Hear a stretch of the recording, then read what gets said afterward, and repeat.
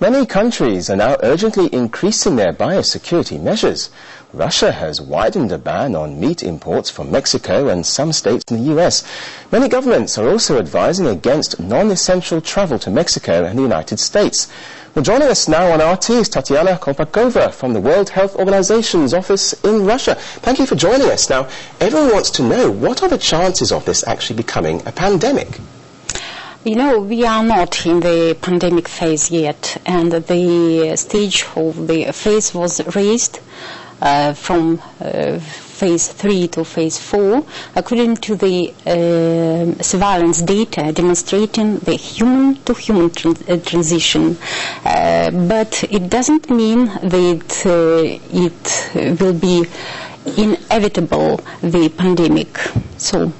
Now, there have been several confirmed deaths from this in Mexico, but not outside Mexico. Why is that, do you think?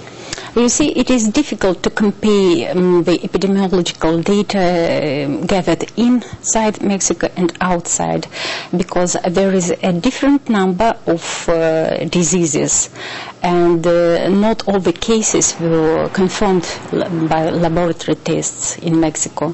So it is early to make any not decisions, but preliminary decisions. And how do the symptoms differ from what we'd call regular flu, I suppose? You see, on the initial stage it looks like a normal flu. A normal flu. For the people, it is not easy to differentiate, is it a normal flu or swine flu, but it is better to ask for medical examination and tests. You say it's good to ask for medical examinations, but do we know yet how it can be treated? Yeah, the virus shows that it is sensitive to azoltamivir and zanamivir, but is resistant to amantadine and rimantadine. Do you think countries in general are doing enough to try and prevent its spread? I mean, the United States objects to a Russian ban on meat imports, for example. I mean, is enough being done?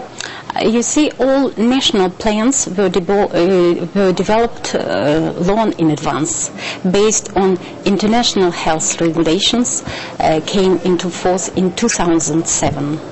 So DG of WHO stressed the importance that all the national preparedness plan should be based under the framework of international health regulations. So everyone internationally, as you say, is extremely concerned about this.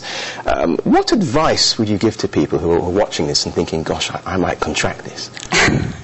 You see, it is just normal advices. People who is returning from abroad need to be take care of themselves and control the temperature, and people who feel sick urged to stay at home instead of going abroad. So in general, you would say not to panic? Not to panic. Not a panic. Okay, well, Tatiana Kolpakova, thank you very much indeed from the World Health Organization for joining us.